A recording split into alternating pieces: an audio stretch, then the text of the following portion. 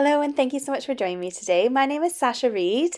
If you're joining me again, thank you so much for coming back. Today's card is a nice, quick, and easy card. It can be used as a one-layer card as well, so I'll show you a one-layer card at the very end. Getting started, I'm using a 6x6 inch card base, and then I've got an 1/8 of an inch smaller for each of the two layers I've got to go on top. I'm going to use this stencil here from Alina Crafts. I will do my best to link all these products down below if they are still available, and I apologize if they're not, but I will link them if they are. I've got a Crafter's Companion, really pretty sort of daisy flower set, and then I'm going to go ahead and use these nestable dies from Craft Stash. They're really nice. Low price point nesting die set, if that makes sense. They're my favorite range. I have them, I think, in almost every shape. I'm starting out by die cutting a piece of scrap cardstock and using this one here. I picked a size that was going to fit nicely in the middle of my card. So I've got that ready. That's my homemade stencil that I've just made with my hexagon. And I'm going to come in with my lightest color of ink. Today I'm using Spiced Marmalade, Peacock Feathers, and Seedless Preserves Distress inks. And I'm starting with the lightest ink because that's the ink that's going to kind of merge under our card. So I'm going around and just randomly placing some ink down. I'm trying to do it as light as possible, and I'm trying to get a variation of shades. So I got a bit heavy on the top left corner, wiped off some of my ink and kind of went for it again. And you don't need it to be perfect. It can be all kinds of mess. I decided I wanted my hexagon to have the point at the top, so I'm using my centering ruler just to make sure that that point is at the top center and bottom center before I go and stick it down.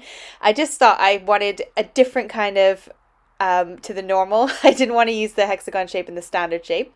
I'm going to use my low tack tape. This is tape that I buy from AliExpress. I buy it in bulk. I usually get about 10 rolls and it works out to about £1 a roll by the time you add in the shipping and everything. I'll link that down below. And what I want to do here is add in a really heavy layer of color. So I'm adding in my colors as heavy handed as I can possibly get. So you can sort of see the color underneath, but it also covers it up with these darker colors, and then obviously your lighter color is getting merged into the background with your heavy inking that's going on the top. So I've just picked that whole thing up and I'm putting it into my stamp platform so I can add my image on, and I'm keeping on some of those little strips of low tack tape. I'm going to stamp my image, but I want it to look like it's kind of only in that center part. So I've left the tape there on the bottom bit. I'm doing it upside down because I couldn't get it in the right way. My brain wasn't functioning for me. So I put it upside down. And I just want to stamp my flower in it. And I want my flower to look like it's kind of only in that shape, if that makes sense. So it's almost like that shape is just the central focal point. My words are all over the place today. Never mind. We're rocking it. So I've got my image on there, and now I can go ahead and do the reveal, which is my favorite bit, where you pull everything off and take off your little stencil, and you can see this gorgeous image underneath. Now we've got all that stenciling underneath, which kind of blends and merges with that focal point.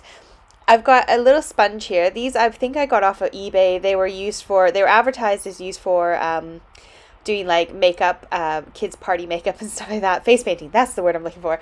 And I just take them and I just cut them into little chunks, and that's what I use often for inking my edges. And then I just chuck them into a little bin next to my desk, and then I wash them with a bit of dish soap and then reuse them.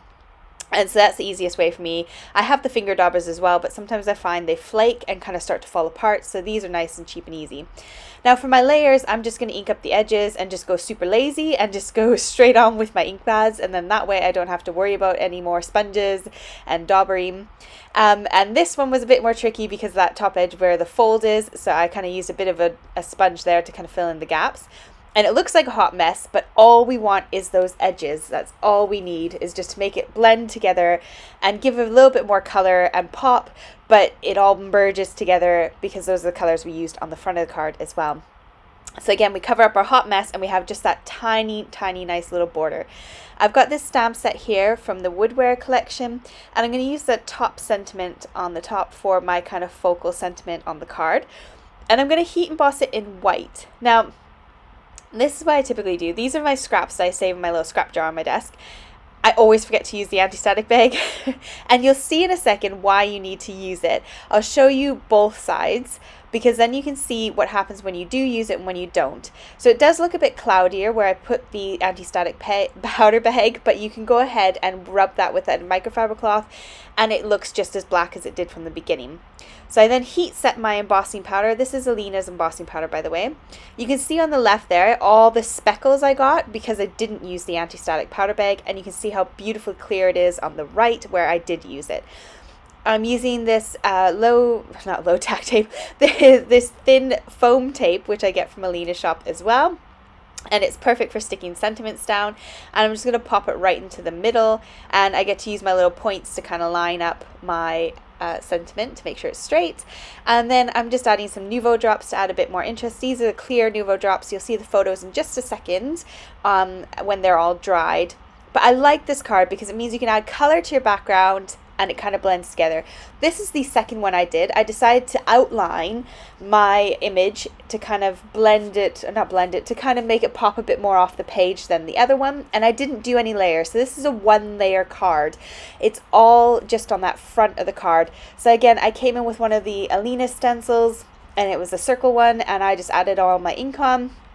And I came in really heavy-handed with my colors, and I just used the 2 colors this time. I used a yellow and a blue, and then it merged to make the green in the middle. And then I used a couple of stamp sets to add on my focal message on the front, and added in some white Nuvo drops around the edge to kind of finish off the card. So this is a nice way to make a 1-layer card if you want to keep your postage cheap, if you're sending overseas or something.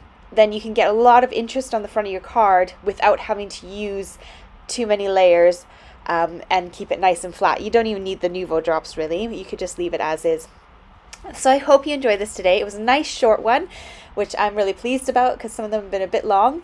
And make sure you join me on Saturday because I've got part 2 of my 25 uses of embossing folders. So that will be coming on Saturday night. So make sure you join me for that. Thank you so much. Take care and see you soon. Bye.